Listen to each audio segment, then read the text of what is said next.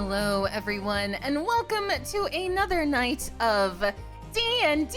Oh my goodness gracious. I have been looking forward to this all week because we were left with a certain cliffhanger, which was very rude. Very very rude. Also, if you're wondering, wow, Psyche, why are those mouths moving? Once again, that is because I am not I'm in the Discord call, but I'm parked. So you see everyone else chatting with each other and talking smack about me. And remember, if you don't show up to session, you don't get a mouth. So Bevan's character, unfortunately, cannot scream.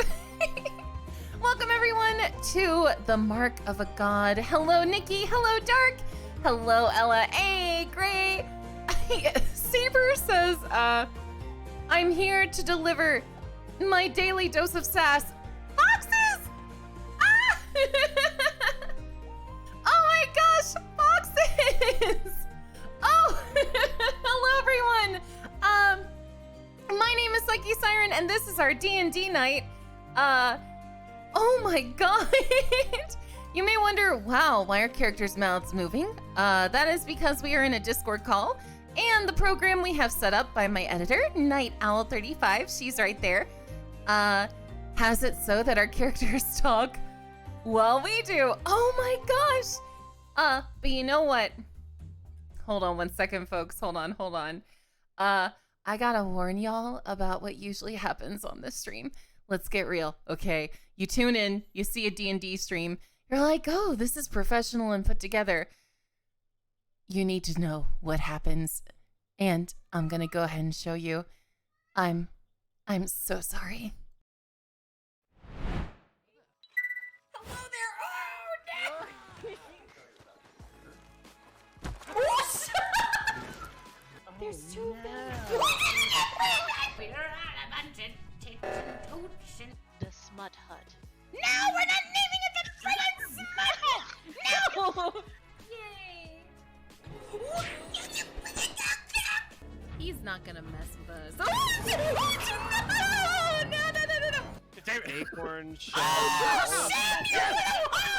You guys suck so much! Welcome to PsycheSiren Streams.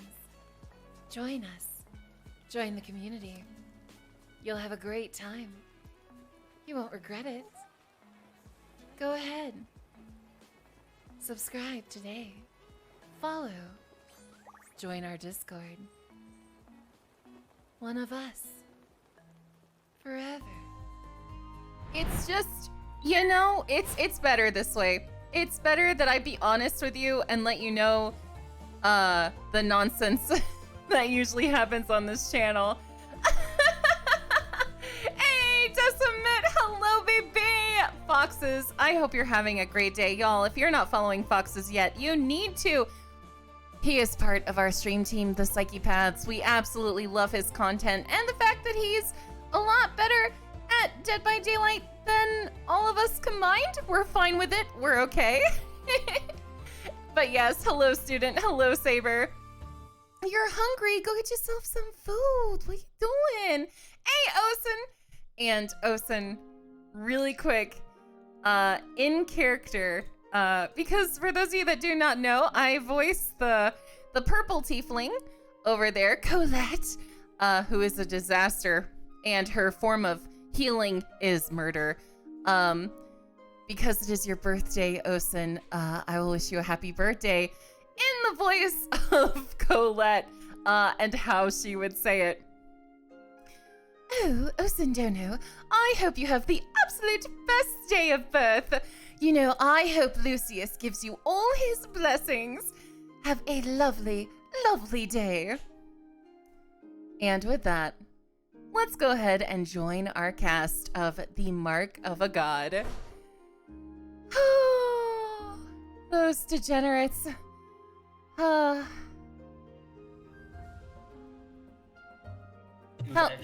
Hello. Hi. And so I said, you gotta make sure that you potty in a perfectly confined area that no one can see or hear you. Mitchie, no! Oh, right. No! The story of Music's first. I was disagreeing. See, the whole The part human was I litter was disagreeing, box. and sometimes you just Hold- need to flaunt hold- it or assert No, dominance.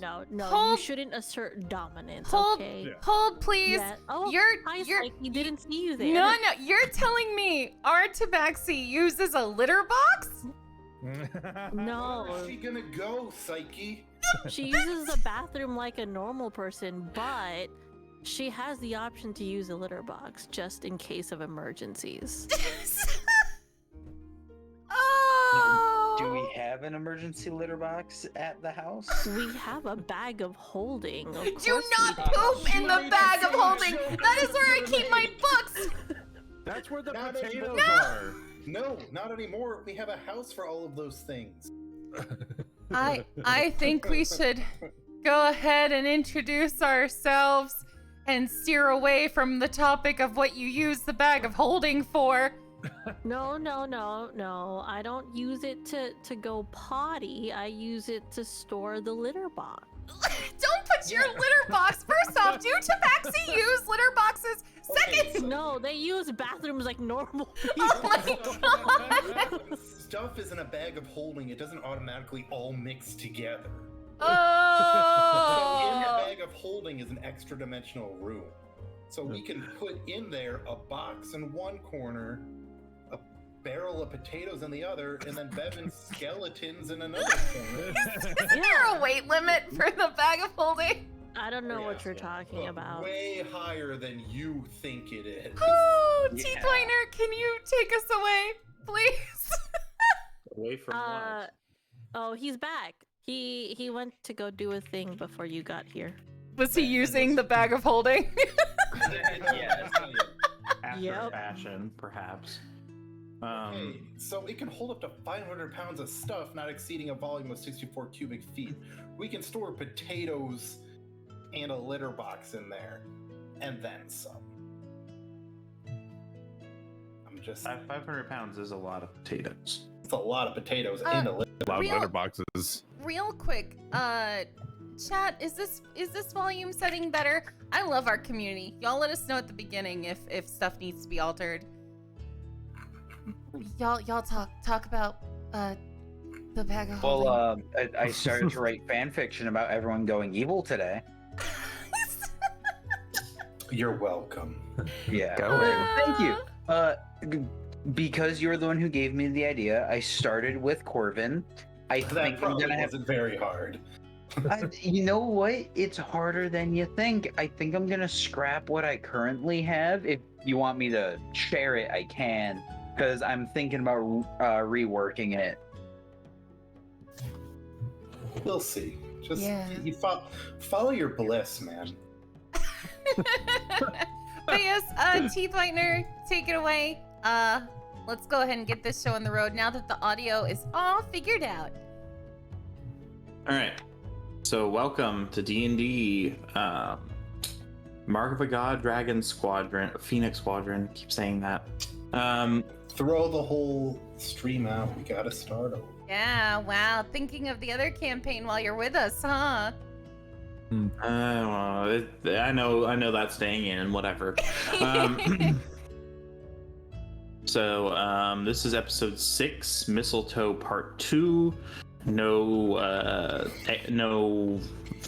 excerpt or anything. It's still basically the same segment. But basically, the group last week, to summarize, we can go into a bit more detail as Caldus tends to take the notes. But to summarize really quickly, the group was I guess trying to refocus themselves on what they actually needed to do, and after having had a meeting with Oakley, the barkeep at the three acts, and he said, well, if you want to go there to complete your mission, well, there's a lot, you're gonna have a hard time without some military folk guiding you. So the town's military has been whisked away, and the group's trying to find it out. So I'll let everybody introduce themselves, then we'll have our recap, and then we'll dig right back into it, and I'll pick up where we left off. So, you all know the drill. Basically, just tell us about you, where we can find you, your character, and a bit about your character. And we'll just go from top down on the Discord call, starting with Bevan as usual.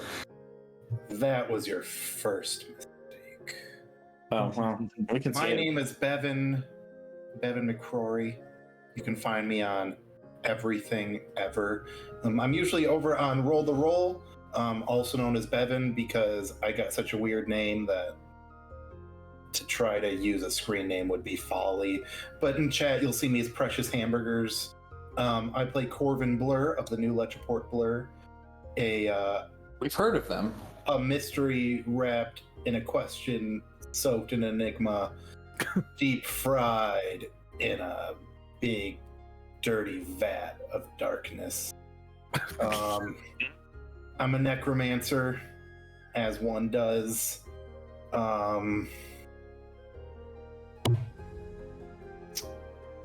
Who's next?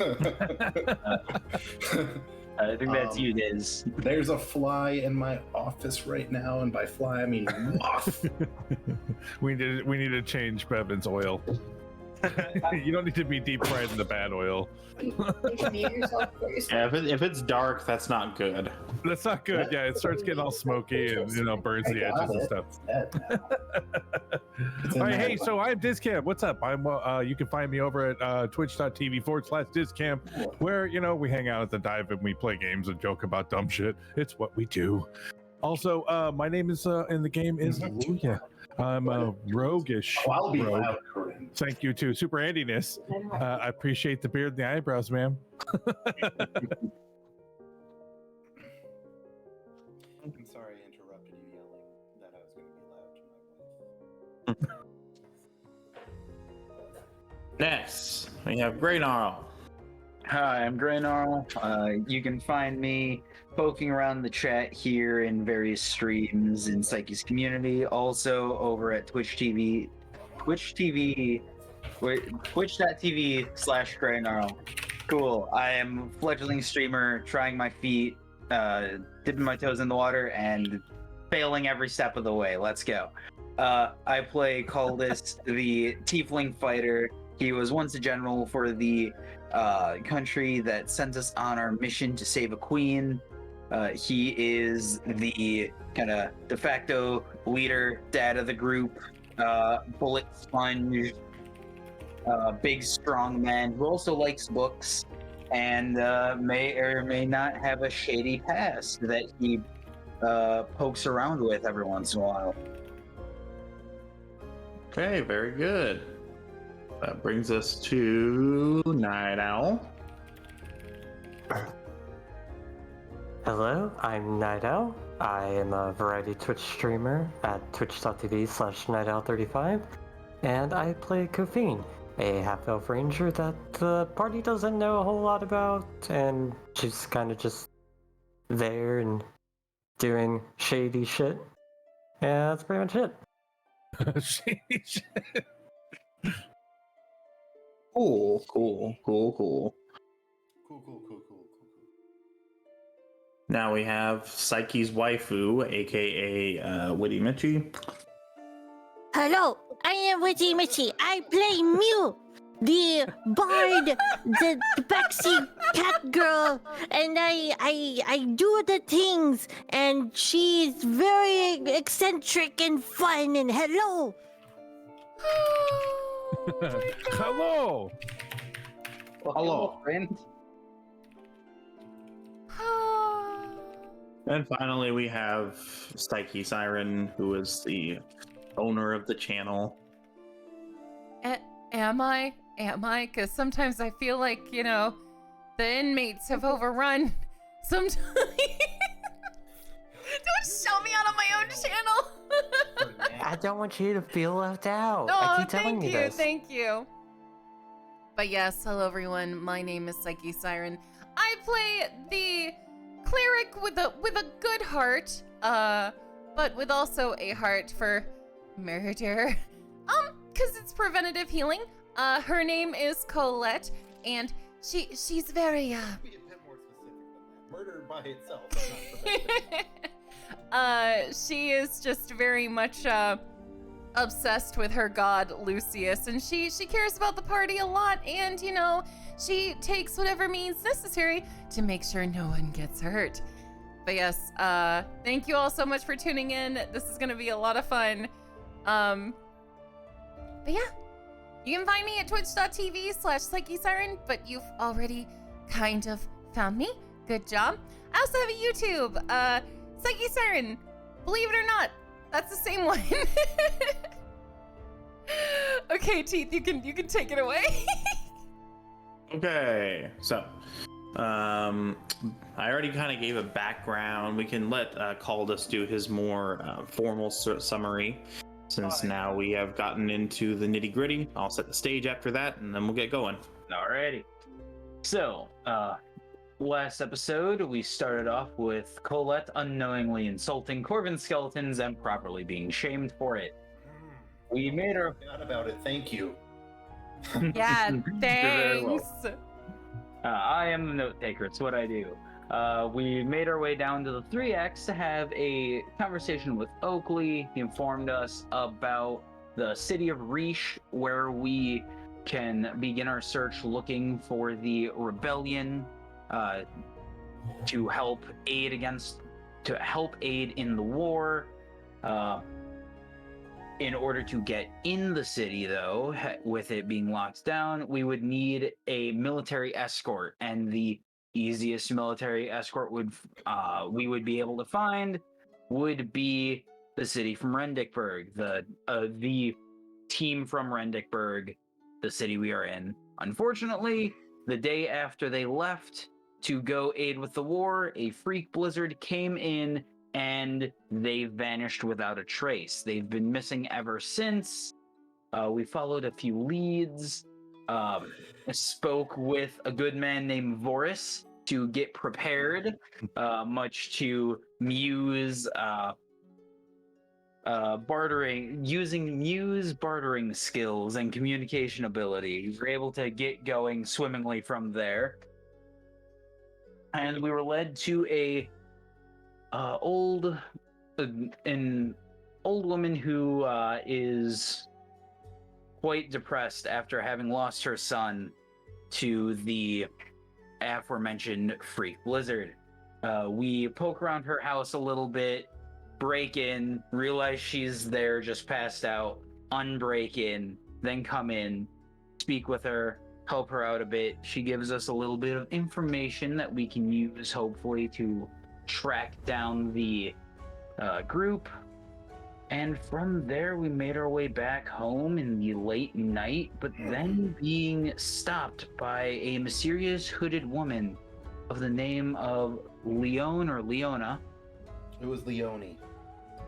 Leone was the lady. Leone was the old woman. Oh. Yes.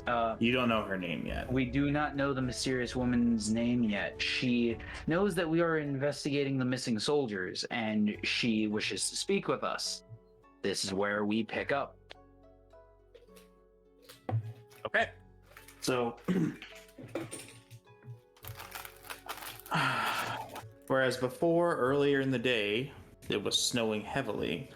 Now, as night has fallen upon the village of Rendikburg, only a light snowfall graces your shoulders.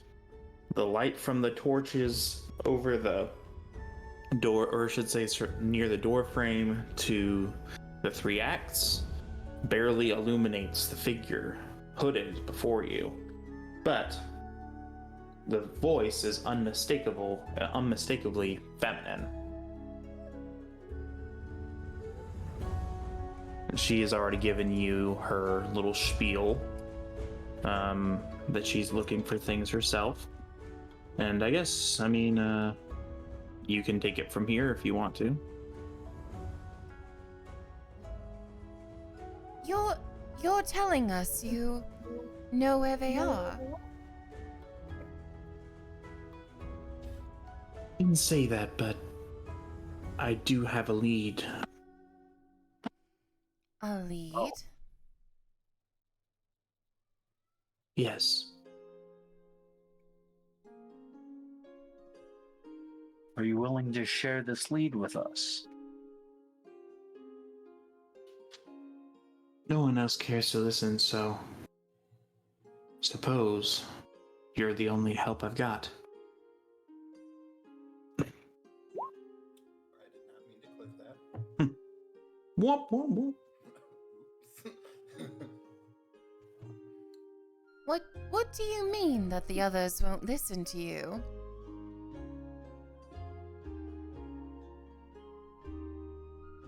Walk and talk with me, and I'll tell you along the way.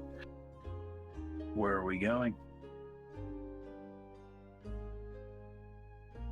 We're going to...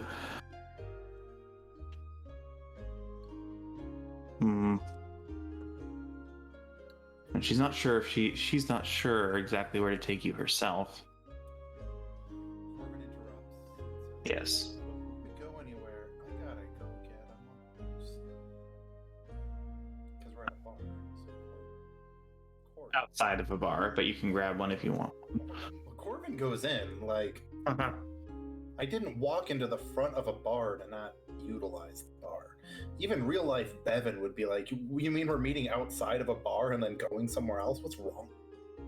So, do you have a place that you stay? She asks. Yes, we actually have a house in town. For my... Not that I don't trust you, more that I don't trust others. Would you mind if we met there?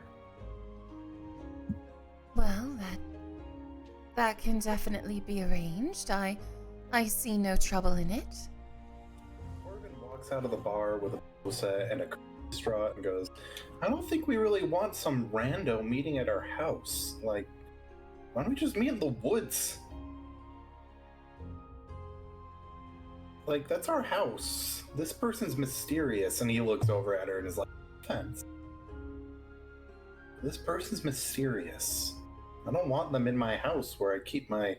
I kind of like look around and whisper, skeletons. Our friend does have a point. If you prefer we met elsewhere, that's fine, but I'm trying to keep my location a secret because there are those who might see me and discover my identity.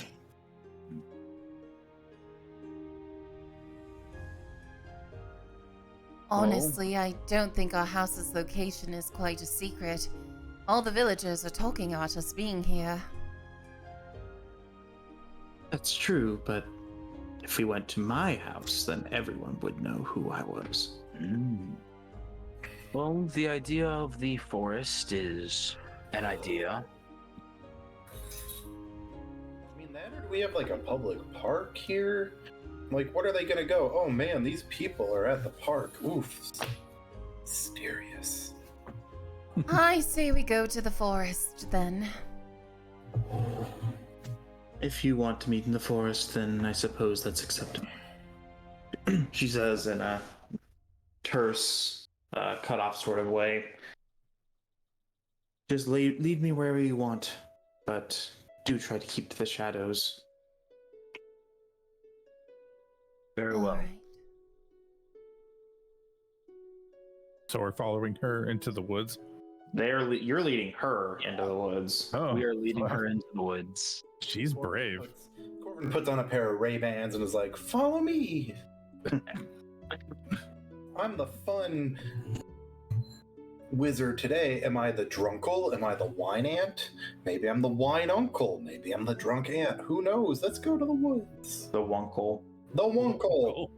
The drant. Wunkle Corvin, that's good. That's good. It's me, Wunkle Corvin. Let's Wunkle go. Corbin. So With, as like, you... undeserved confidence, almost goose stepping towards the forest with their mimosa and their sunglasses. In the middle of a snowstorm, it's great. So you walked in the direction of the forest, fairly near to your house, and not going to your house, but in the same direction, because it's a direction that's familiar with you, although you certainly don't know the forest. Close enough that if I need to cheese it, I know where to run. Okay. And I assume one of you is just trying to keep track of where you're going, because you are going into the woods. So I'm just going to assume that. I always assume that Caldus is actually in charge and Corvin is just pretending to be in charge. Yeah, more or less. Goldus is keeping tabs on where we are and paying attention to landmarks and such. All right. So you head into the forest.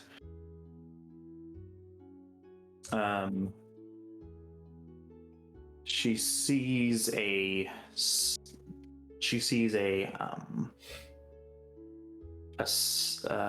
circle of felled trees with tree stumps. Coincidentally, there are 7 of them. Wow. Well, who would have thought? And she has a seat and takes a torch out of a satchel on her back, strikes a bit of tinder, and lights a torch. Would you be so kind as to have a seat, or would you prefer to stand? Corvin, the ever gentle person, as they bring out their flint and tinder, lights their torch with prestidigitation instead. Okay. Like, I got you, bae. What secret stuff you got to tell us? And Goldus will take a seat. Oh, Corvin sits too. Yeah, Colette's gonna sit as well. Thank you. Around him. Thank you, my. I suppose I can't really call you a friend. Don't know each other after all. But Well, that can change with a simple introduction. What, pray tell, is your name? she raises the torch to her face.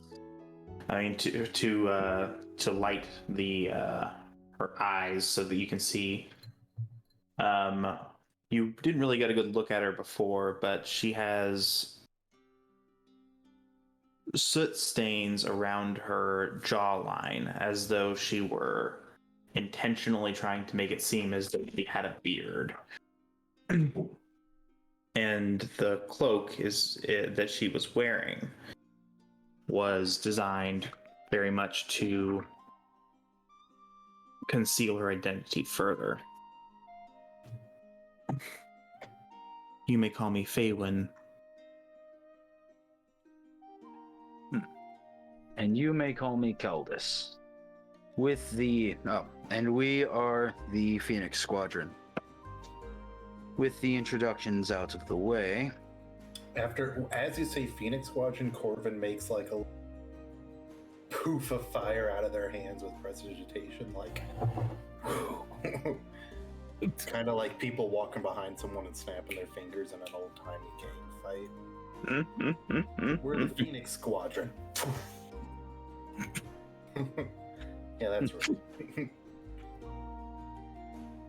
Very well. It's nice to meet you formally. I've been at the 3X for a few days, and I've been monitoring you, trying to listen in on what's going on. Not specifically for you, and I hope that you don't think that I'm being rude, but I've been searching for something for quite some time. What are you looking for? My brother. Your brother? As I know you know. Again, sorry for listening in. My brother was a part of the troop that was collected to serve in the army.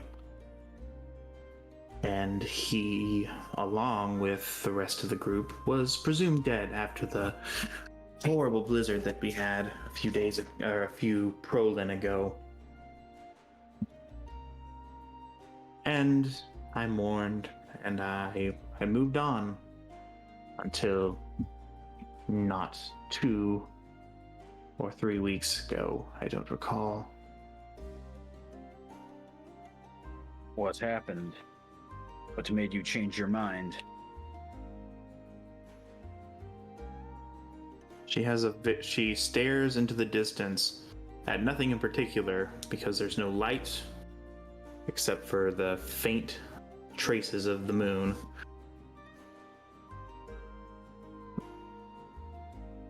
Breaking her train of thought, she snaps out of it, reaches into her satchel again, pulls out a scarf. This brought me out of my disbelief. How so? This scarf belonged to my brother. I know it to be true. Not only that, but attached to it was a note.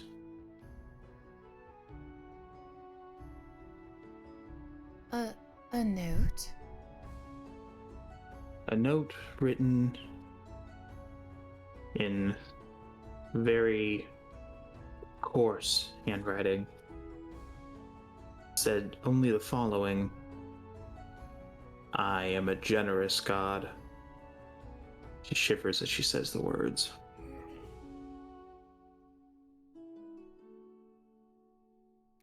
I am a generous god. What?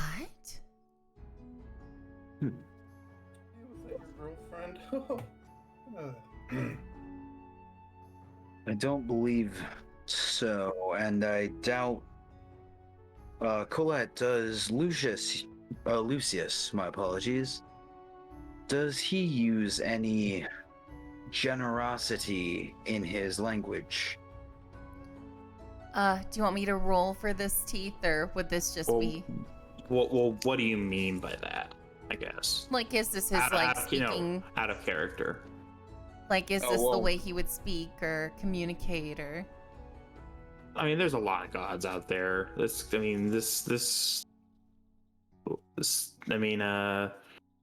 be anything, or it could be metaphorical. And the description was, it was like crude handwriting? Yes. Coarse. Okay, coarse, okay. Well, there are many gods out there. Lucius being the best, but there are a lot of them. Coldest, but if I were to know Lucius, I wouldn't think his handwriting would look so, well, unrefined. Good. I wanted to rule out the most worrisome option right away. I would hate to find out that your god leads a dark double life, or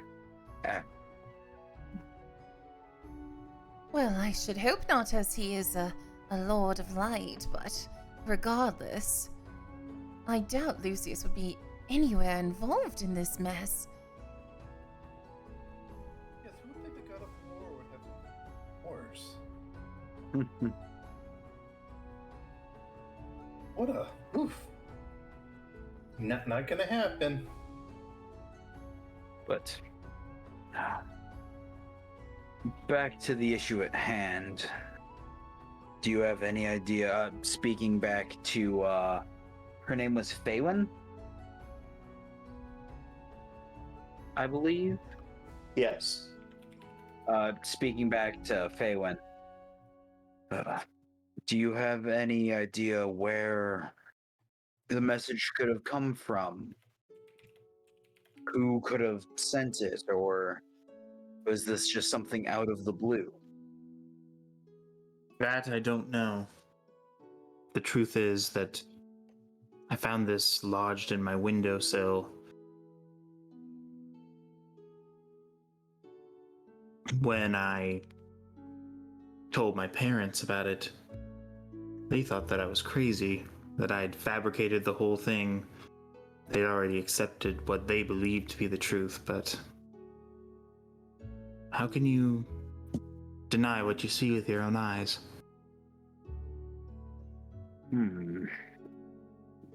Does anyone in our group here have the ability to, I don't know, scry upon individuals using an item?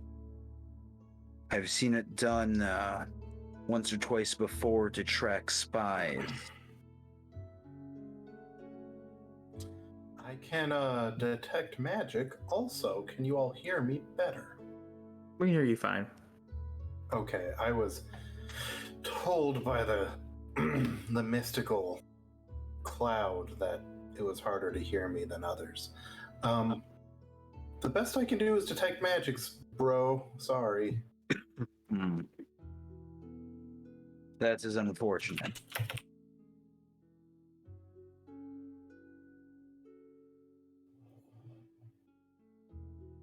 Let's see.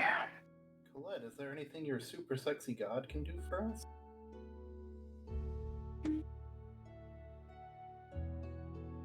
I don't think Lucius would have any means of such a thing. Would No. he, Teeth Whitener? He would, but he's not. But you don't have any abilities that would bring him to the playing field. Because I don't think she's leveled up to that yet. So much so that it didn't even occur to her to have checked.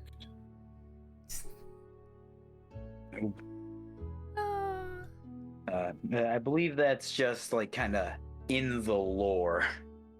It's not really anything worth mentioning because you have to mention it every time. It's true.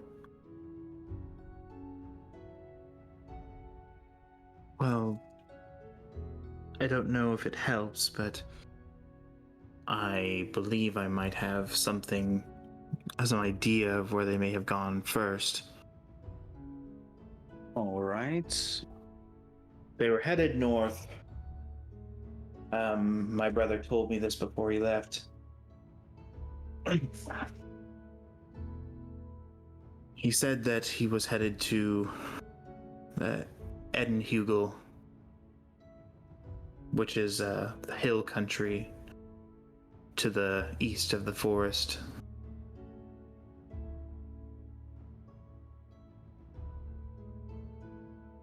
Edenhugel. Do any of us recognize Edenhugel? Do we know anything about it? Like how big it is, how busy it is? It's not a city. It's an area. I'll tell you that much. Okay. But I mean, you can roll a knowledge history check if you want to. All right, I will do that. And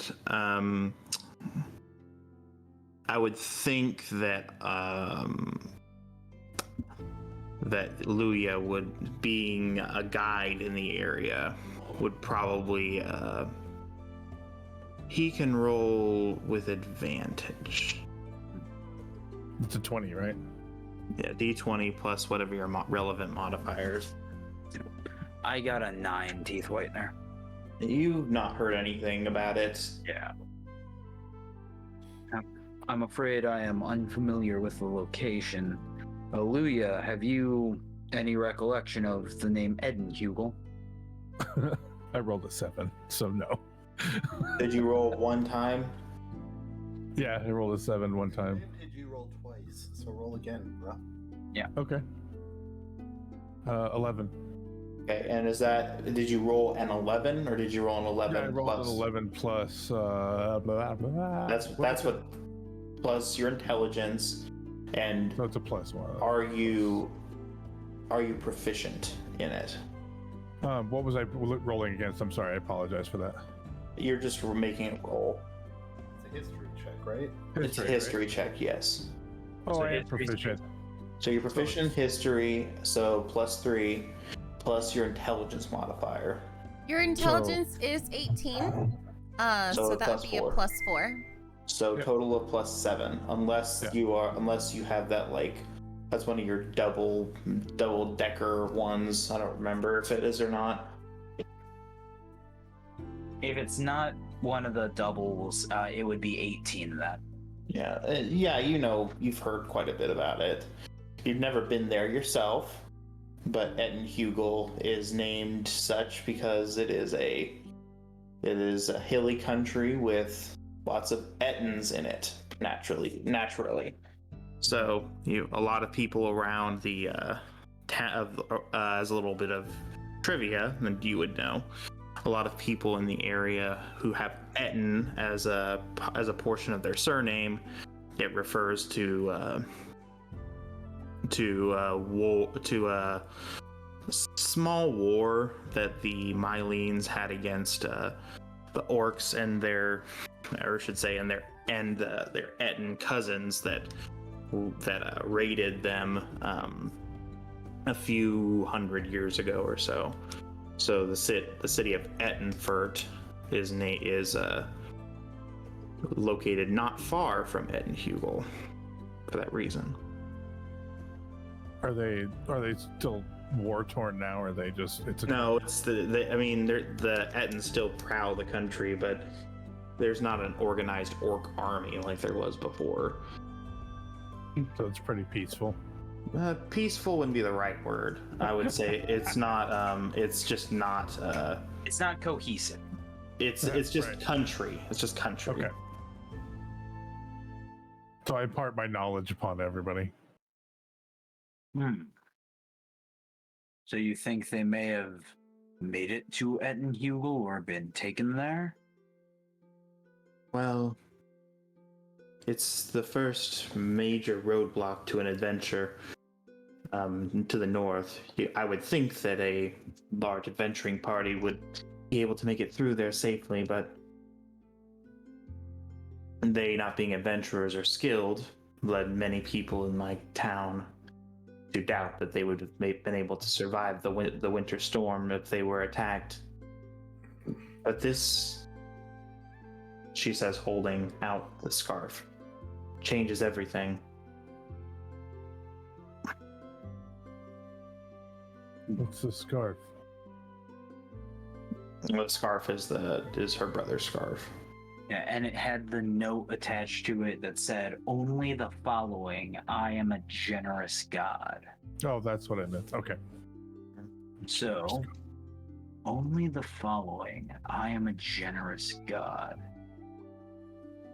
Seems we'd have to go to find out.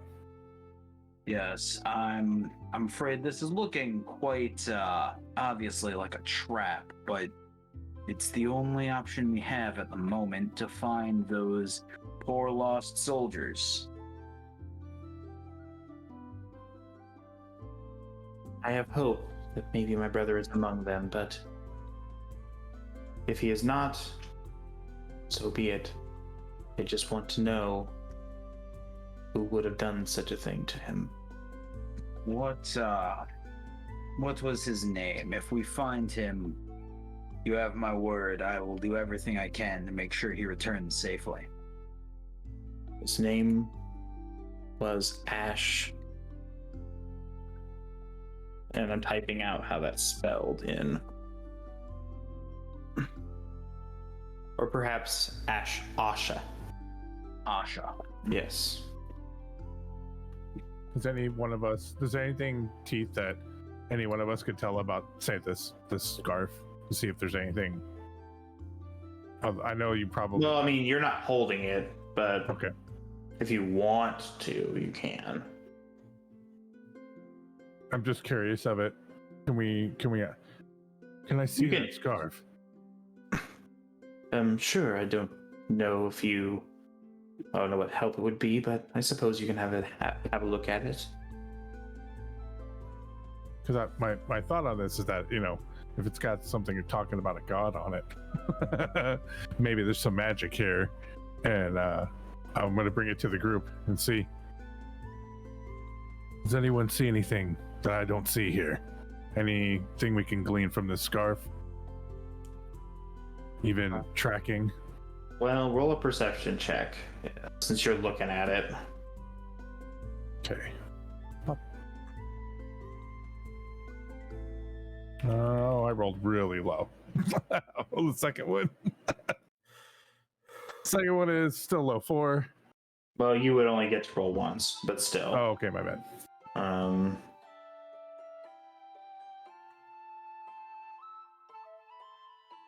Perception's not one of my proficiencies either. I'm not super smart. What's your wisdom modifier? Wisdom modifier is 2. Okay, so what did you roll the first time? 4. 6. So you didn't know that it's too dark for you, even for somebody with dark vision to be able to see without a really keen eye. Okay. So I'll say that's the reason why you didn't notice anything. Okay. Does anyone else want to look at the scarf? See if there's anything we can glean from this? Where to go? Who this person is? Magic? Corvin, would you be able to cast Detect Magic on it? Oh, now you want to take magic. Yeah, man. It's gonna take a bit because I gotta cast the ritual. So y'all just wait there, and Corvin starts taking skulls out of their backpack and lighting candles and getting incense going and a smudge stick, and starts walking around and making woo woo woo woo woo, because it takes a bit of time to cast as a ritual. It's not immediate. Yeah, so while you're doing that, if you want to, if anyone wants to look at it, and by the time you're done looking at it, by the time he's done with it, they're done with their ritual, you can probably do another perception check. But either way,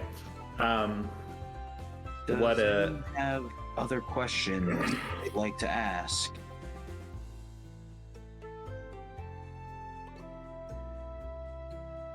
Honestly, it all seems a bit more straightforward.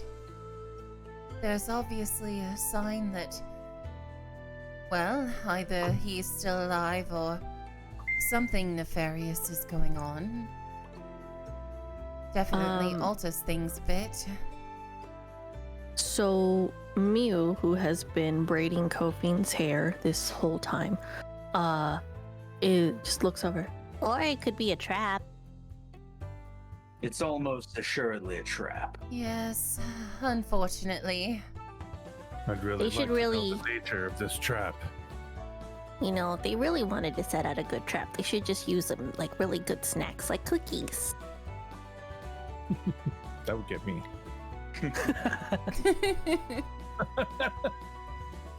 I baked so many cookies today. I don't want to look at another cookie.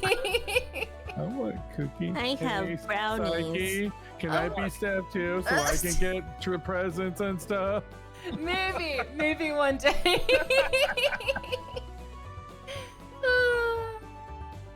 Yes, Arya and Autumn, I did send y'all cookies today. Oh my god. Nice. I could go for cookies, but I might just bake some Saturday. My plan this weekend is that, if anybody goes, let's do something, they can go fuck. Nice. I've been busy every weekend forever. Sorry, continue. So, what did you want to roll? What did you want us to roll to check out the scarf? If you're looking at the scarf, it would be you're trying to see if you notice anything so perception. Okay, I will roll that. Where's my dice? Hold on. I will roll that. Someone keep talking while I find my dice. Well, Luia, do you remember how far it is to this Etten country? So I impart my knowledge of the distance and the kind of country that we're looking for. What kind of we're going to run into along the way. It sounds like it's just kind of a general trek to Hillyville. So Edenhugel, being, or I should say, so the country itself. It's, by the way, when I say country, I don't mean another country. I mean it's just land or territory. Yeah, countryside. Yeah. Yeah. So it's still within the country of Myland, or Queendom of Myland. Either way, you after about 10 or after about 5 or so miles of walking, you'll hit the countries, and it's about 30 miles across through the pathways of the hills.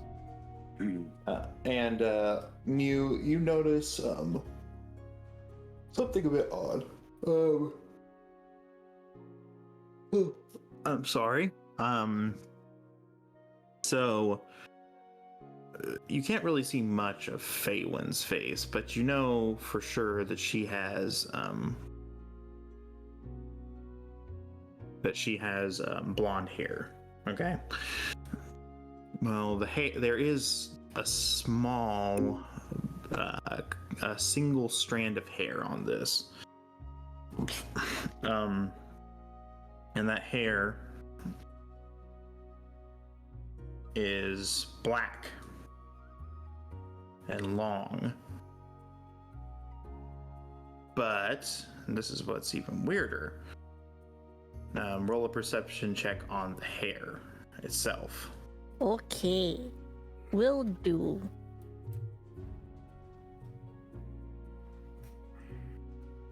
$18. Nice. It would seem that the hair was almost dyed. It looks like the natural color of it is not black. It's almost died. Well, it is dyed, but still. Oh, okay. Poor choice of words. It's dyed. It's not I was black. just being a bit of a butt. I get it. So Mew looks That's and fine. sees like the strand of hair, and she's gonna look at the lady whose name escapes her Feywin. as Yeah. Phelan. Coochie. Or coffee cake. That's also her name also escapes you. Coochie mama. A lot of people's names escape her. It takes time. Mew is just gonna she's gonna look at the Phelan. She's gonna like, so Fartwind, just curious. Did your sibling dye their hair?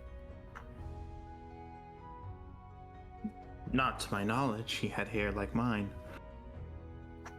Oh. Well, there's hair here. It's not my hair, obviously. But there's hair here, and it's black. But it's not supposed to be. I'm assuming it's originally your hair color. It's not. It's It's red. Oh. It's hard to tell, but you have good eyes, so you can tell that it is supposed to be red when you hold a torch up to it. And yes, even though you have dark vision, you can't see color in it, so you would need a torch to see color. Well, no, that makes sense. It's making that clear. No, that actually makes sense. Because when you have black hair and then you put red into it, you can't see the red unless you shine light on it. So it would make sense for that to be a thing. Well, I sorry. didn't know that. Sorry. Cosmetologist me came out. So she's just gonna like shine it a little bit. Actually, wait, I lied. It's supposed to be, and she's like looking at it. This one strand of hair, putting the light at different angles, and she's like, red. I'm just imagining Mew as like a forensic scientist or something. Like she invents the practice of it, you know. Velma, she goes all Velma. Glasses I come on. love it. Magnifying glass. Yes. Can we get Mew to say? The hair here is not white. Can we get? Light color. Can we get Mew to say Jinkies? Mew's going to hold the hair strand up and then just kind of like keep looking back at, like angling the light differently, and she's just gonna go, look at Kofi and say, Jinkies, it's definitely red. Yes. Yes.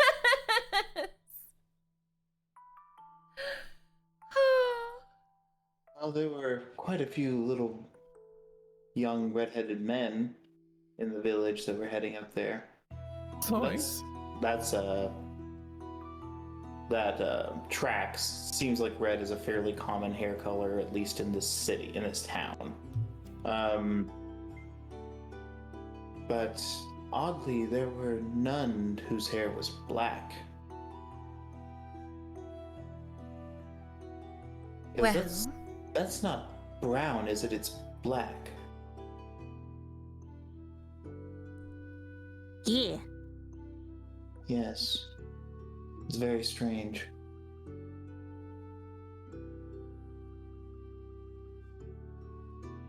so it seems that whoever wrote this letter perhaps left something else behind.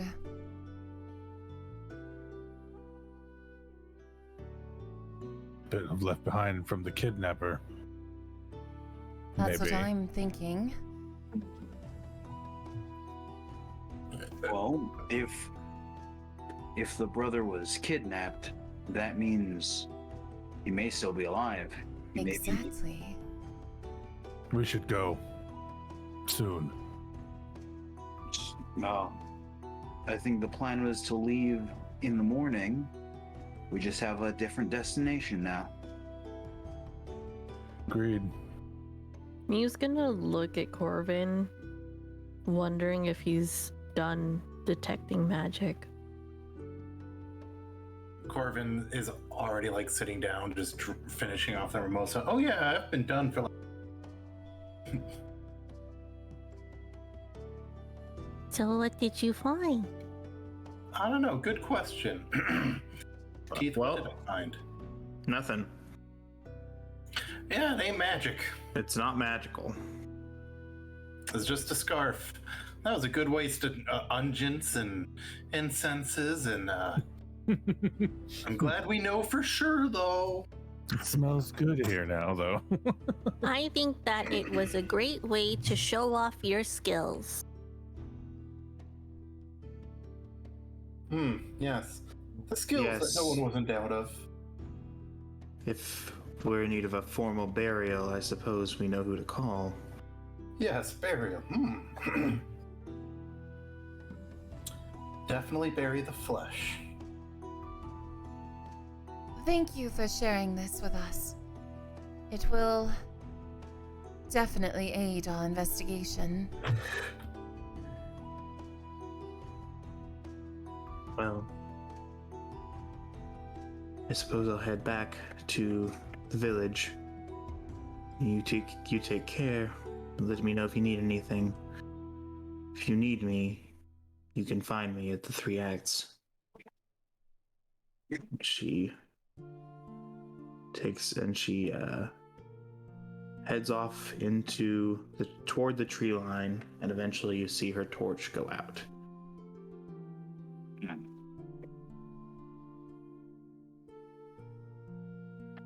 Well, I say we go home and start preparing for this journey first thing. Agreed. It's time to move.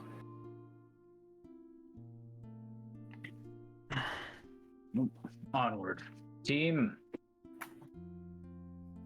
Mew's gonna lean over to Kofi while everyone's leaving and just be like, You want more of that ice stuff? I mean, if it's not that hard to make. Okay.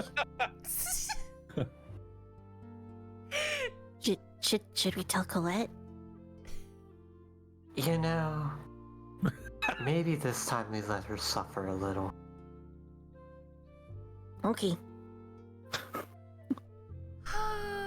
That can Like be fun. tight friends happening over here. Mew just looked at Kofi and, picked her to be her friend, so it's I fine. want that one. Yeah. Like, this one's my friend. Kofi's like, no. And Mew's like, yes. And then Colette's like, yes. Familiar. I don't know what you're talking about. It's fine. Is this how you two met? Just like, I want that one. Yeah, pretty much. That's exactly how me and Mitchie became friends. I don't know what you're talking about. Anyways, let's go get ice cream. Let's go get ice cream. There. Feels like I'm drinking crazy pills over here. Mew's just gonna be like, Corbin I feel somehow bad. has a brand new full mimosa. You don't know where it came from. Oh dear. All right, Corbin, I think it's time for bed. Just gotta roll strength there, big guy. Mew's gonna make ice cream and give it to Kofi and Colette because they sleep in the same room, so there was no way of getting around that. Thanks. No, Mew wouldn't have left her out. Uh-huh. Pity ice cream. Pity ice cream.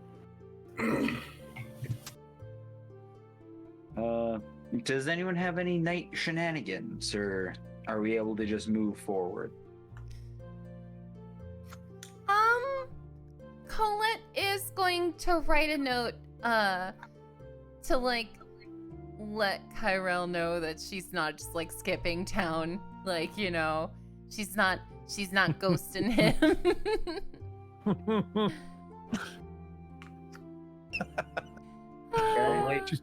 She's totally ghosting him. No. Life of an adventurer, I must leave. Goodbye. No. Oh God. Wish me well. Is this a rude move? Should she just go say bye to him? Is this rude? Is this? Oh my God. I don't know. Would Colette care? Would Colette really care if she was being rude? I think she would in this Would she? case. Okay. I think she would in this is case. so rude all the time. Only to people that she knows really well, you know? Or doesn't know at all. No. Can you name my 3 skeletons? I think that you'd be fine with just a letter. Excuse me, can you name all of my skeletons? I don't think I would name. I know one is human, and the other two. His name is not human. No. But I do have to ask Teeth. Should I roll to know if it would be a rude move? Look at that. Just what would be the rude? question? If she just left with a letter versus going and saying goodbye. I mean, I guess roll insight. Okay. Okay, I'm gonna say actually, I mean, you know, he'll probably be fine if you just leave a letter. Okay. I mean, he knows what he's doing. He knows what he's about. You know? Okay. She'll just leave a letter then. 'Cause like it's snowing, you know?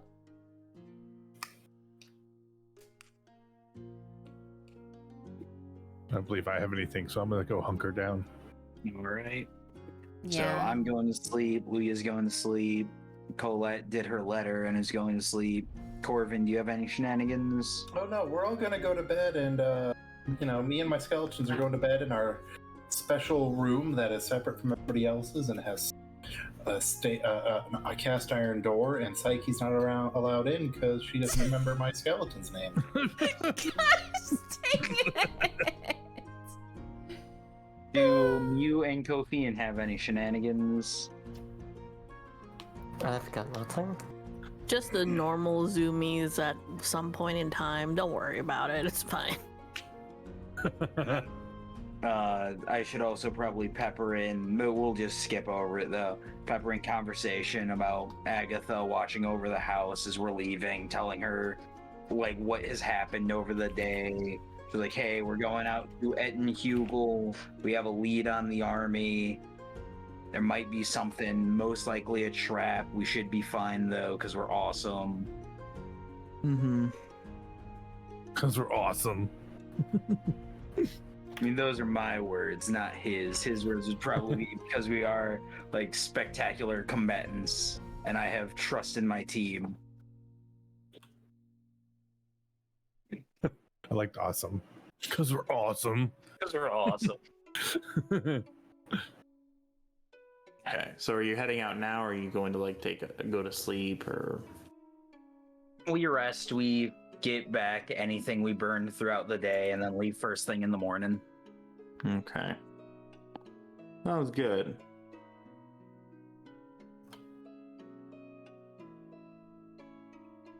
So you do your business and you get ready to go. Fortunately, there's no snow or anything other than what's already on the ground, and the light is coming down pretty hard. So. Oh my goodness! Hold on 1 second. We have just gotten an amazing raid. I will be right back. Hello everyone. My name is PsycheSiren, and this is our D&D night. Coltrane, thank you for the follow. Oh my goodness gracious, Andy!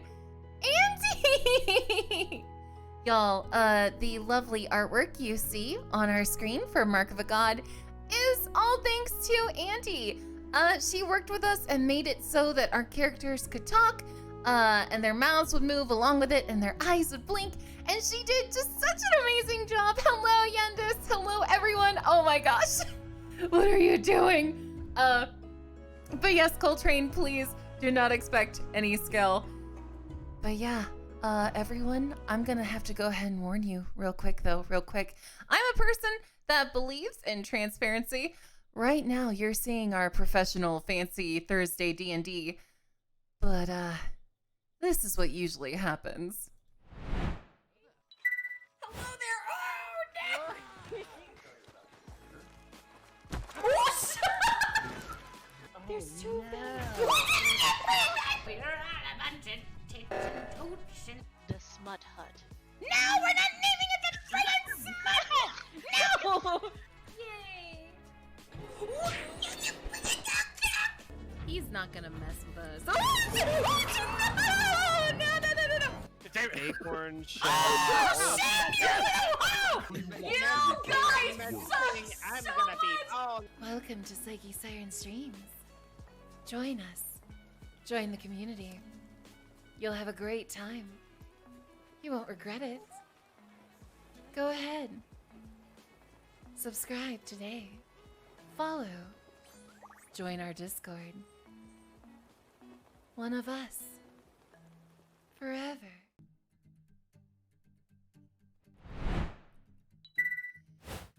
So yes, it is usually a lot of wholesome chaos, you could say. But on Thursdays we have D&D, and that is when we attempt to be organized. And we have a lot of fun streamers involved. We even had Beard Princess on as a guest who played a gator folk. That was a ton of fun. But yeah, here is the party involved. Boop-a-doo. Aha. But anyway, Yenda says dying goblin noises. No. But yes, if you ever want to watch any previous episodes, we have an archives channel, and we also have an official YouTube. But the archives is just where we have like all the D&D stuff uploaded. Now, during our D&D streams, I do talk to the party in audio, but I will be typing away in chat, talking to all of you. But yeah, thank you so much, Andy. What? What in the world? The new D&D MMO? No, I have not. Excuse me? What is that? But anyway, let's get back to the Mark of a God campaign. Hello, I am back and I am ready. Cocaine is the mystery machine. What? What did I return to? What? We were talking about who Kofian should be in the equation of our group to the Scooby-Doo gang. Scooby-Doo?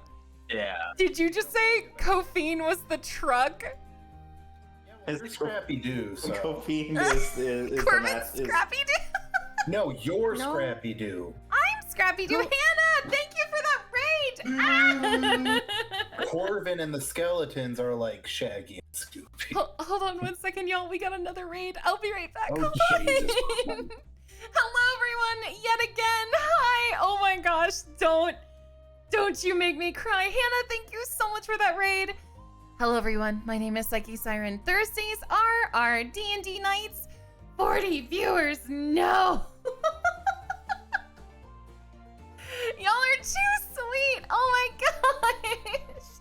But yes, hi. Usually we're a lot of variety nonsense, a lot of fun, a lot of wholesome chaos. But today, Thursdays are for D&D.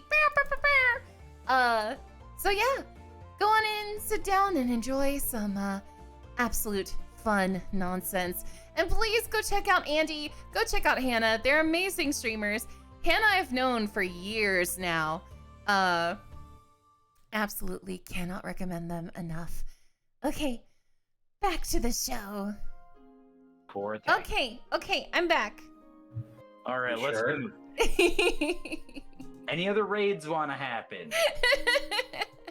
I don't know, where's Tupacula? Take it away, Teeth Whitener. Okay, so you get up early enough in the day that you can get a full day's march in. Yes. So it's you head northward out of the town, and as you head to the north, the roads become less and less plowed, I guess is the word. Not that they have snow plows in this world, but functionally, people and horses act as snow plows as they move through the snow, pushing it to the side. As you move further to the north and beyond the side of the town, the roads become less and less easily walkable. And although there's still paths, every step you take, your boots, if they weren't well designed for such an occasion, would be filled with snow and would get progressively muddier over time. But I guess they get muddier over time regardless. Either way, eventually the sun starts to melt a little bit of the snow and the journey becomes less miserable, and you get into the hill country, the Enhubel. That's after about I think you move at about 3 miles an hour. That's after about 3 or so hours of walking. Once you get to the Ettenhugel, the hills become much more frequent, and the road sometimes cuts over the hills, sometimes cuts through them, waving between. Before, the road was largely populated with trees here and there. Definitely not a forest, but there were trees in abundance. As you move through the hills, you see fewer and fewer trees, more and more scrubby bushes, and the hills are sometimes fairly tall, so things could be lurking behind them. But nothing grows on them except for, formerly grass, but now all the grass is dead. And like I said, scrubby bushes and whatnot. While we're marching, my skeletons are making a clicking in time, and then we're all singing the Wellerman Sea Shanty while we're walking. Soon may the woman come. Don't you DMCA me. It's like fun for a while, then it's like like Corbin's like, there once was a ship that to see the name. So like, and call Corbin's it singing louder, like, the winds blew up and are bounding down, oh blow my holy boys blow. And then you hear Caldus go, huh, soon. Yeah, because Caldus is into this. This reminds him of marching. Just like, yeah, you gotta do a marching song to keep time. Corbin's I know this is like something you're supposed to do while marching. Corbin's, the past month and a half have been the most out. I mean, I guess their time in Old Lechaport was also very outdoorsy, but they had a house they could live in. This has just been when Corbin's gone from like rich person to rich person living in a house they decided to deal to rich person who actually has to live outside. So Corbin's just been like really getting into the life. Eventually, you come across something on the side of the road. Well, I should say, roll perception. All of us, or just those? Whoever's at the front, and I assume that would be Caldus. Yeah, that's typically me. That is a base 16 plus my wisdom, so that's a 17. Okay. And anyone whose passive perception is greater than 15 would also notice this. There's at the off to the side of the road, you see something hidden out from behind one of the bushes, dead bushes that lines the roadsides and dots the hills of the Edenhugel. It's hard to tell what it is, but it looks out of place. Not just a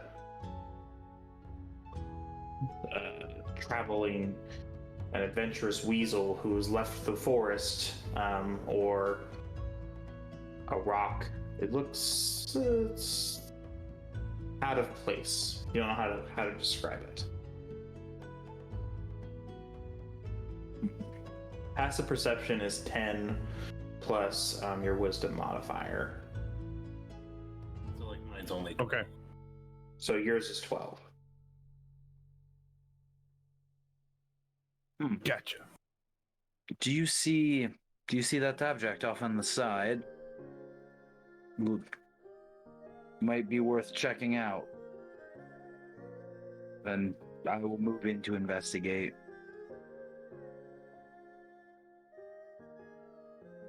So as you move toward the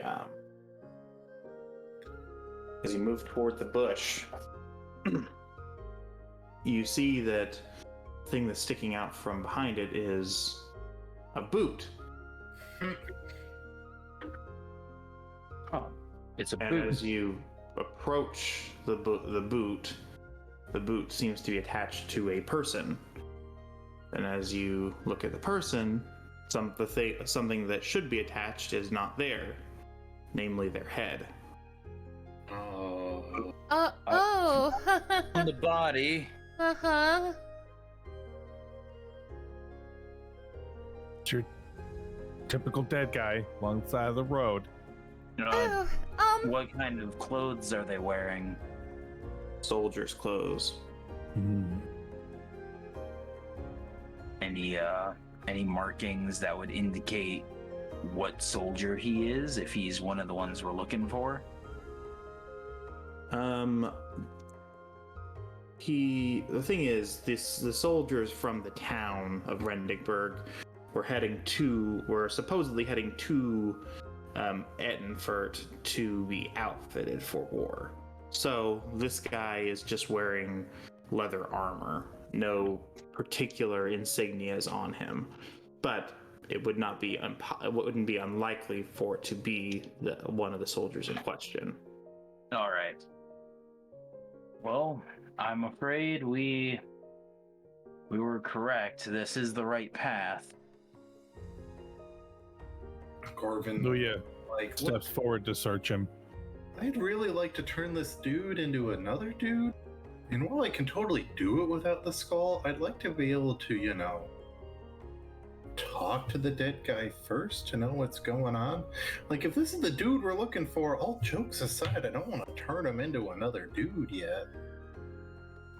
can we just, he weighs less than 500 pounds and we got this bag of holding. Oh, I did want to bring back as many bodies as we could so we could give them a proper burial. Yeah, and, if they'll make a skeleton out of them, I don't need all of them. And I got other skulls, only 2 of them are important to me, and I pull out like 3 other skulls. So before we get to it looks like he weighs about 11 pounds less than the average person. Yeah, man, that's only like 140 pounds a dude. Just put him in the bag. We don't got food in there no more. So before they shove him in the bag, I search his person. Oh see yeah, if I of can course. find anything on him. So he had a longsword, and he also had a diary that he had been keeping. Okay. We flip to the diary. What's in the diary? Anything of significance? So it seems that the boy's name was William. Fairly young, but he has good handwriting. Seems like he was a man who he was perhaps a cut above the rest of the kids who was here. He wanted to go off to the war to keep his town safe from the Advarians. He mentions that he did seem to have a strong affinity for their leader, Mescal. He really got the town invested in the idea of the fight. And this all, or I should say, and this the last few entries though are a bit out of step with this. One of them mentions the snowstorm. So it would seem that at least, and he said that the group as a whole did seem to survive the snowstorm. Nobody died. They were able to get shelter in a nearby cave. However, the next few entries are a bit disturbing. The storm lasted for a few days, and over the course of it, they were trapped inside the cave, unable to leave because of the nature of the storm. They went in there with their full company, and over the course of the time in the caves, which was about, judging by the entries, at least 3 days, one by one, a few of them started to disappear. On the morning of the first disappearance, after the first disappearance, one of their bodies was in the snow outside. Another disappearance, another body. Third disappearance, and no body was found, but it seemed, or I should say, nobody was found, but that was simply the last entry in the diary. The last things that it seems that he mentions are, we're not sure who or what could be responsible, because it seems as though whatever this thing is toying with us. Couldn't be the Ettins. They're too simple and brutish. I wonder if something out there is hunting us and throwing us away like garbage to taunt us. And then I worry that one of the whatever is hunting us could be walking among us. That's the last thing he says. So I close the journal. I kind of pass quickly on to Caldus what I heard and everybody who's nearby, because I imagine I walked up to Caldus to do this. Oh yeah, I toss it. I'm taking that journal once you're finished with it. Yeah, I toss it to you and say, well, now we know what happened to them. That is truly unfortunate. Whatever this imposter may be that was walking with them could still be out there. Something he mentions in the entries is that the bodies, the first one simply seemed to be nothing seemed to be done with it other than the fact that, like him, the head was missing. The second one, there was something odd about it.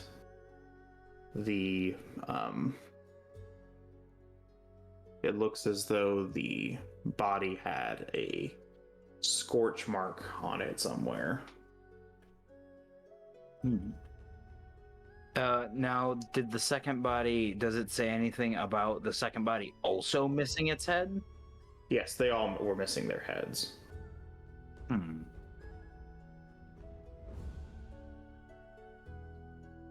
The third one,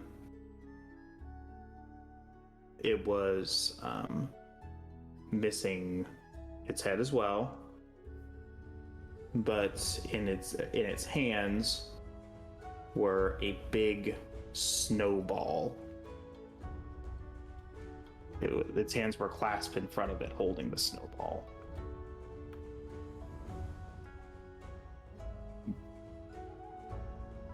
Snowball. Don't know what that means, but there was a scorch mark on one of them. So either the creature can produce fire or it was smart enough to use fire. The third one, also, this is kind of odd, did have written in blood in the snow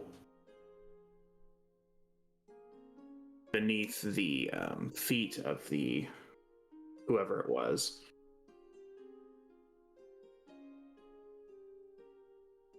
It said,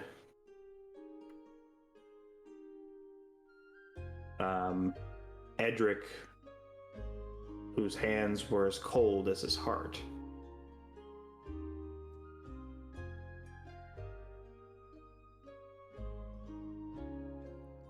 Well, it seems whatever this thing is views itself as a bit high and mighty, a generous god carrying out judgment based on someone's heart.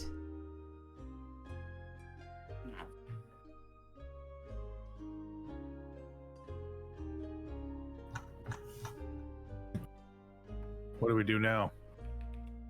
We keep moving. We've been on this trail and we've found this much. There must be something else. Whatever it is thinks very highly of itself, and I'm not sure it's entirely, well, human, as they've all appeared to be. Well, that's why we can shoot explosions out of our hand, right, guys? Maybe hunt down the bodies first. He mentions that they were buried, and it would seem that whatever happened to them, there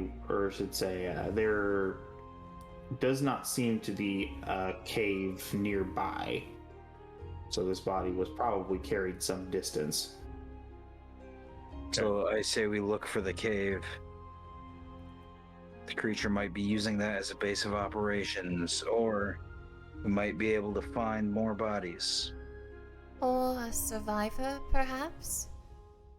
If they spoke of their generosity and sent back a scarf, maybe a survivor is their gift. Agreed. Let's hope. If we're lucky. So I'm ready to tread on. Same. So, what direction do you go in if you're looking for a cave?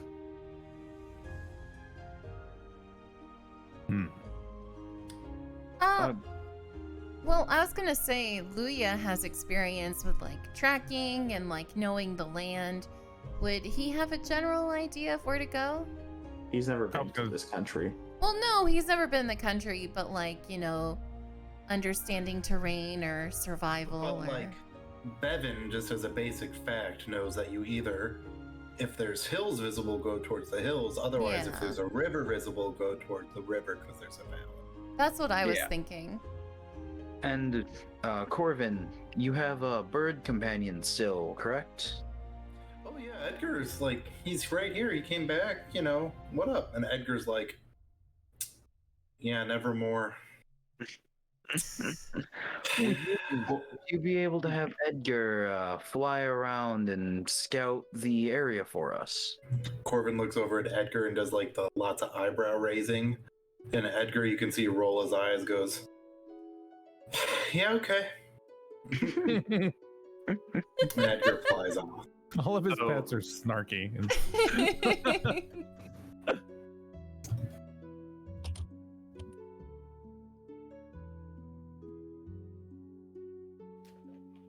But all right, we keep walking while Edgar's circling.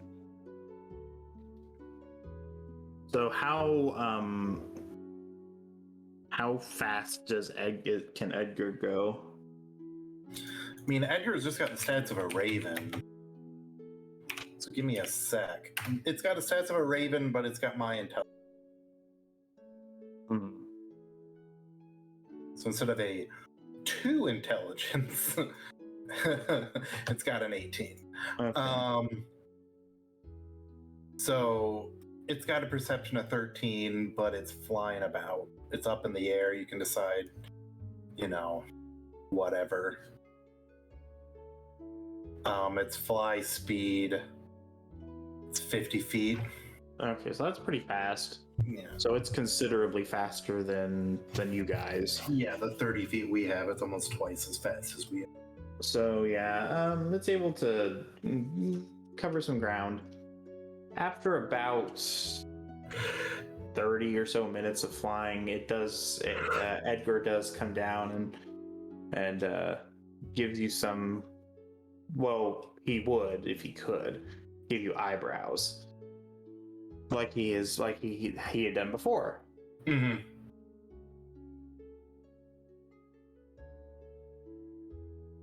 Well, Edgar, what you got? And you can pretend you're just a sassy. I trust you. Imagine if the raven was Daria.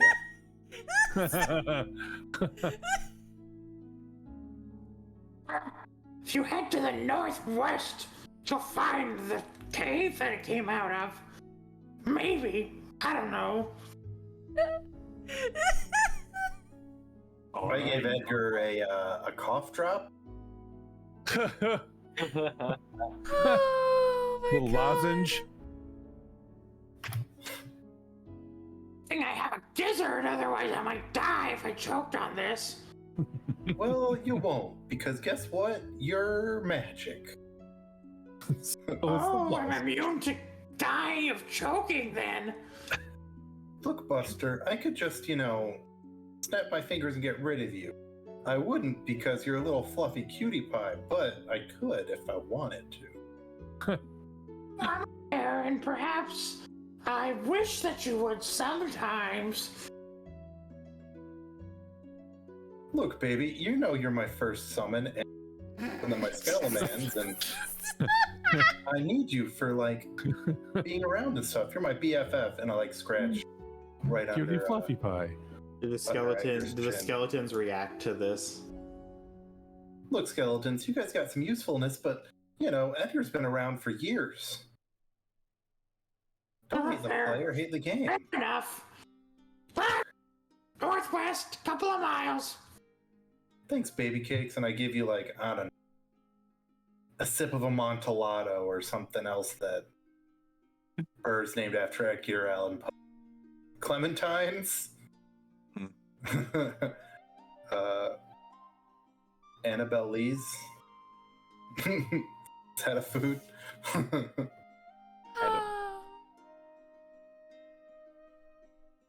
Edgar, how's a raven like a writing desk? Just Don't. I don't know either. I don't know. All I know is this is probably stupid Tim Burton-ness. So Hey, that came before Tim Burton. It's just no one thought of it.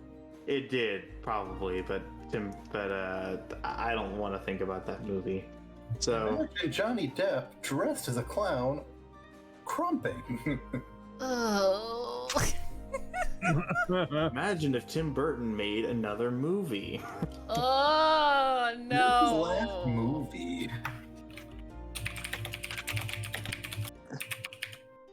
That's right. You can hear me on it. Dumbo. Oh God, forgot they did that. He's working on Beetlejuice 2 and Oh, a man. Wednesday Addams series. Couldn't be any. Anyway, All right, let's begin walking northwest. He did the video for Linkin Park's Powerless in 2012. I'm sorry, I got distracted by IMDb. oh, it's fine. You head northwest, and you do have to travel over some hills to get there because there are no paths leading there. It seems as though it was by pure luck or providence that the group was able to find this cavern at all. If they hadn't found it with enough time to spare, then perhaps they would have died. Corbin looks at everybody and gives them like the... Oh yeah. That's right.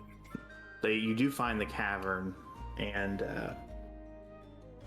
you find a few mounds of dirt as well. 2 to be precise. 3. Oh, there's 3. Yeah, 3. Well, I have my 3 skeletons dig through these little mounds of dirt. Oh, lo and behold, the body is in about the same state of decay. Do they all have skulls on them? Or heads on Nope. them? Nope.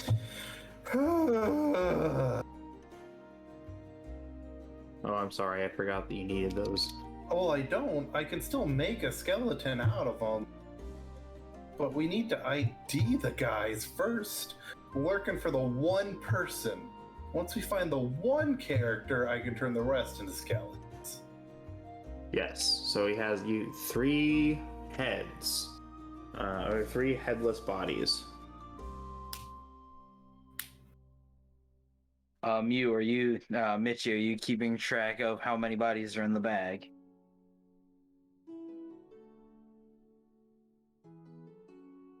Was I Mew- supposed to? Is Mew the bag holder? Who carries the bag? I mean, usually Mew does, but I mean, there's room in these bags. what was she supposed to keep track? So far, It's like we 1. we emptied all of our food and shit out at the house. So right now it's just got a bod in it. We have more and then bod if we add 3 more headless bodies, it's like what, 130, 140 pounds? per. We got 500 pounds. So we can have all 4 of them in there, and that's only about 480 pounds. One more body, though, I'm gonna have to start. Them's the rules. I don't make them. Don't get mad at me.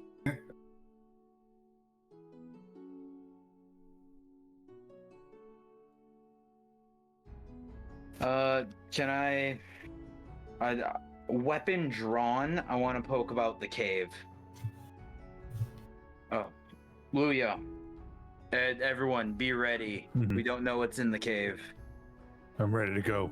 Corbin runs their sword too, reminding everybody, oh yeah, Corbin knows how to use their sword.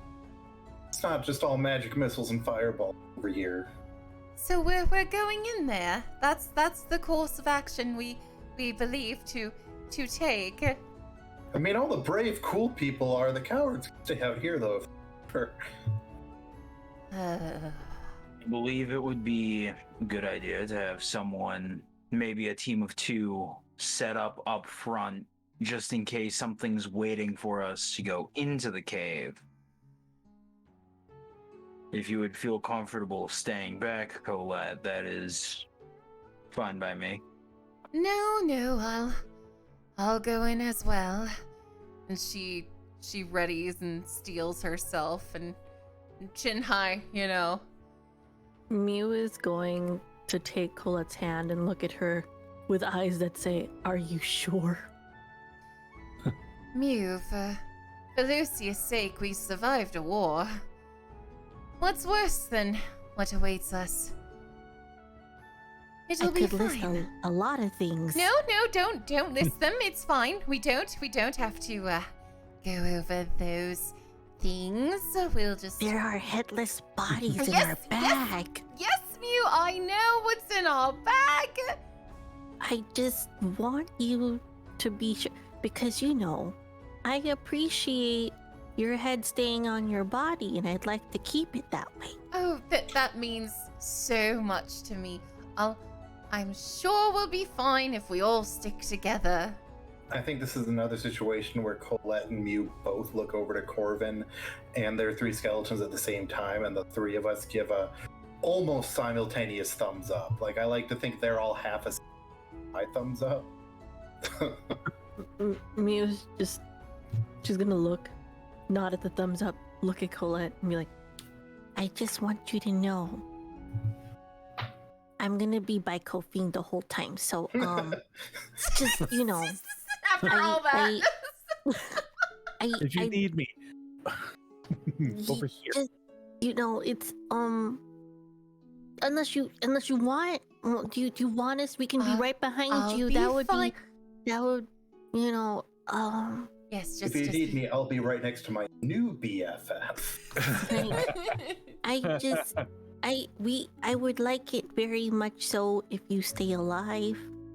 Well, that means quite a bit. Just stand behind me, and we'll all go in together.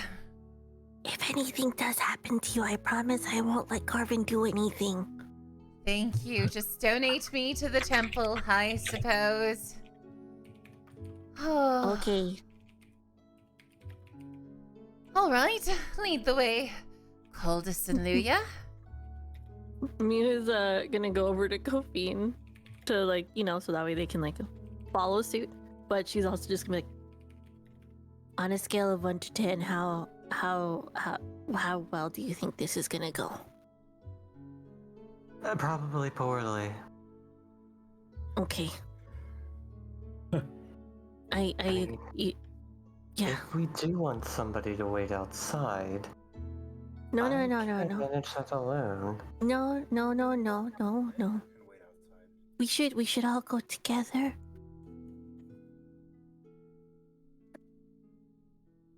let's bring home some bodies. Mew's staring at Kofine like, you can't leave me. I mean, the outside area is forest, yeah?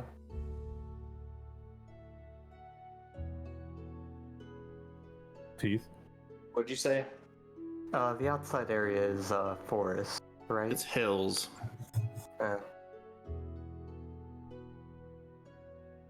Yeah. You probably wouldn't do too great there then.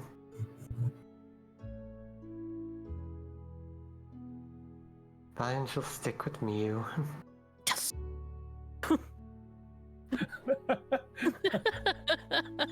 Oh my god. All right, Teeth, we all go in. Okay. Go into the cave. And it's pretty unremarkable. It's not a particularly deep cave, probably in total about 200 feet from the front to the back. Craggy, stalagmites, stalactites, and all that. No connection to a larger cave system for sure. I think as an RP moment, I'm going to point out that Corvin is literally right next to Caldus. This is like Corvin's element. What's that? A deep, dark, creepy cave? Oh yeah, Corvin's like. Whereas other times Corvin's like, oh, stay back here. Corvin's like, I got you, boss. It's like taking your parent into a hot topic for the first time. Yeah, Corvin's like, what's that? A dank, drippy cave that we don't know what's going on in here? This is a Saturday for Corvin. Mom, this is where the My Chemical Romance albums are. Look over here. Look, Mom, they still sell Jinkos in the year of our Lord. So as you move towards the back, as you move towards the back, you see pretty much nothing other than some like scraps of food.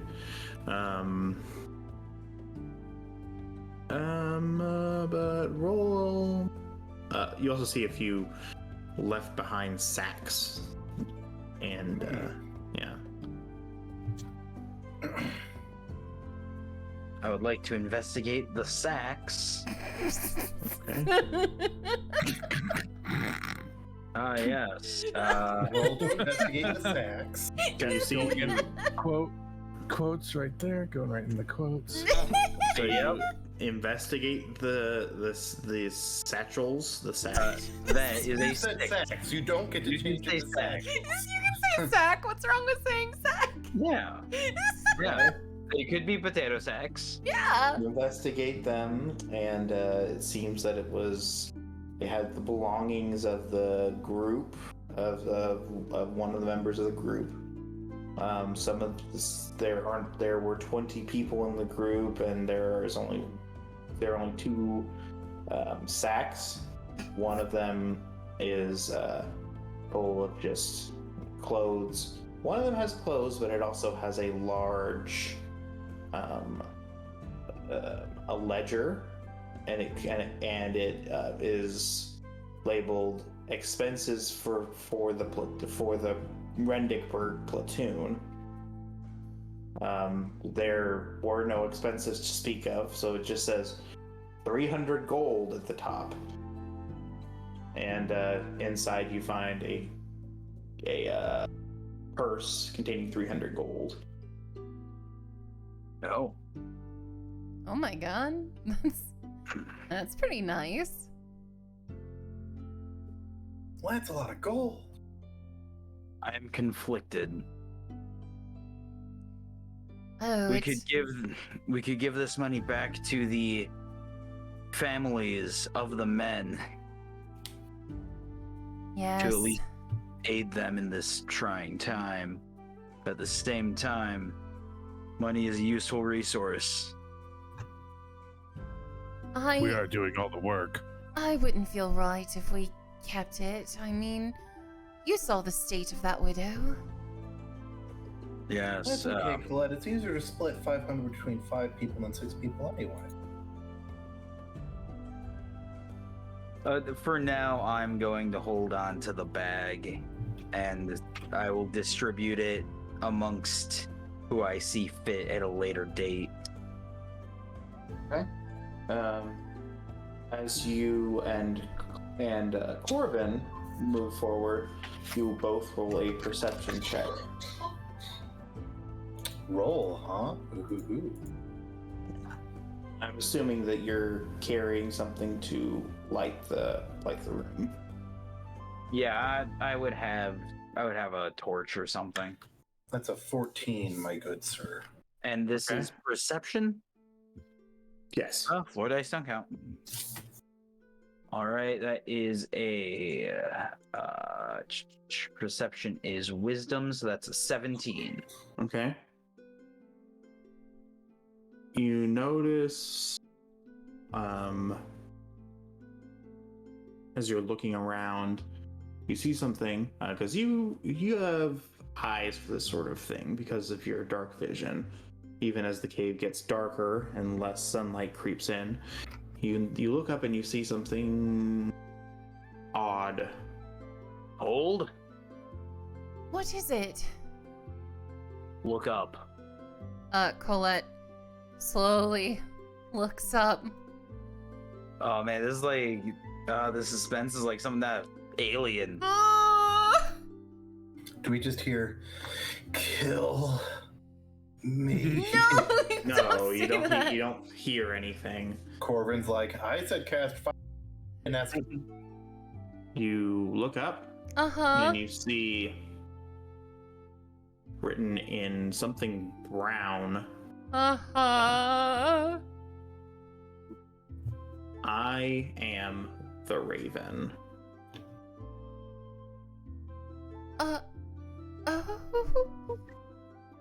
Guys, I don't know why Edgar would write this. He's normally so well behaved. What's going on? I don't think that's Edgar's. I don't know why Edgar would write that either. He's a bird. What's going on? I need to have a conversation with him.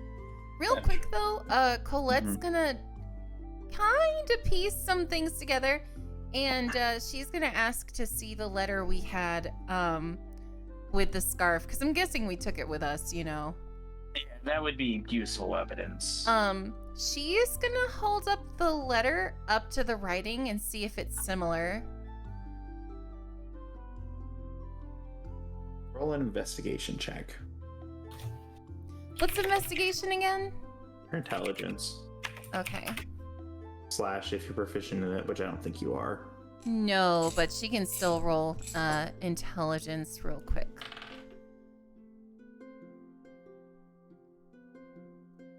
Would I add my intelligence bonus even if I'm not? Okay. And that is a 15 a +3 or a +2? So you take the second number, divide it by 2, and then round down. Okay, so a 2. So that'll be 15. It's not obviously it's written in very large print, so that it's not a one-to-one sort of thing. But hold on. Need to find something. The M in I am has a little very slight flourish at the bottom hump of the M. You know, like when you do the doop in the bottom of it, it has a little curly Q at the bottom in both of them. Colette. Serif, yeah, that's the word I was looking for. Colette is going to analyze the two and turn to Caldus and say, Caldus, I believe it's the same person writing these messages on the ground as the person who wrote this letter. That's not on the ground. That's on the ceiling. Well, behind, I mean, like back along the trail and on the ceiling, and on the letter. I should also mention this is not a super high ceiling. It's not like they would have had to fly to get up there. They probably could have just you're at the very end of the pathway, actually. So if you stood on something, you could probably reach up and write it yourself. So it doesn't have to be somebody that can fly to get up there. I am the Raven. I am a generous god. Do you know of any Raven deities? What do you need Colette to roll to know of That would any? be religion. Okay.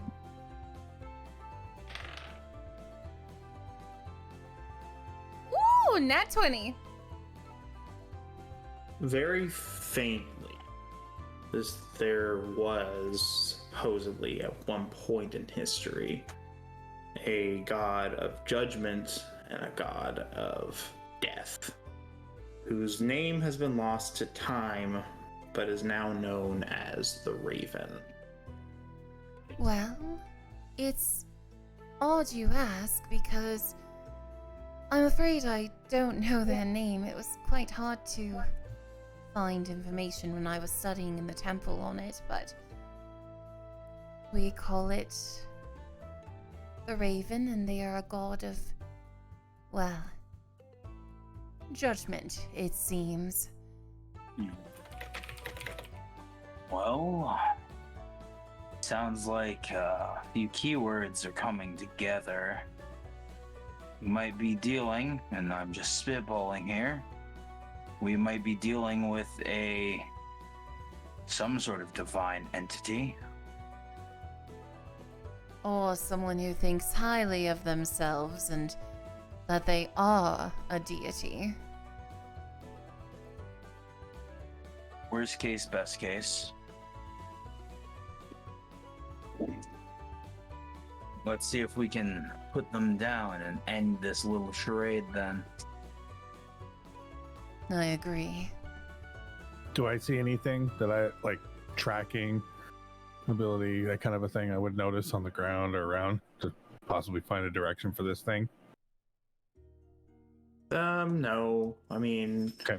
As I said before, there was a lot of snow that like kept them trapped in here. So there's no obvious tracks or anything.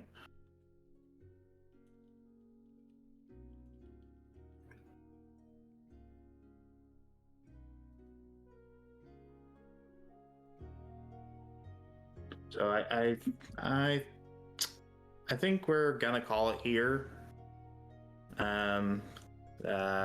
I did have a little. I think that this is probably a good place to end. Found a pretty decent thing that actually I hadn't planned on. This was a little bit of a sidetrack, but you guys found something interesting. And I think this is a good place to end just because I don't think we're going to get to a better, nice bow than we'll get here. Certainly not in an hour's time. Oh my god. I didn't know this was a horror campaign. Gonna go kill some stuff. Possibly a god, yeah? Literally skeleton. Like everywhere in this camp. I haven't been in a campaign with more skeletons ever. Teeth is doing a good job making this a horror game. Definitely not the intent, but sometimes you just head in that direction. Thank you all so much for being on the show. We will see y'all next time. Goodbye. Bye. Bye-bye. So, oh, our mouths went away. Oh god. What in the world's gonna happen next time? I just, finding dead bodies in the snow, as you usually do. But anyway, thank you all so much for seeing our Mark of a God campaign. All the other episodes are on our archives channel. This is a homebrew 5e campaign that's been going on for about a year now, and we absolutely love it. Have a lovely day, and as always, may Lucius guide thee. Farewell.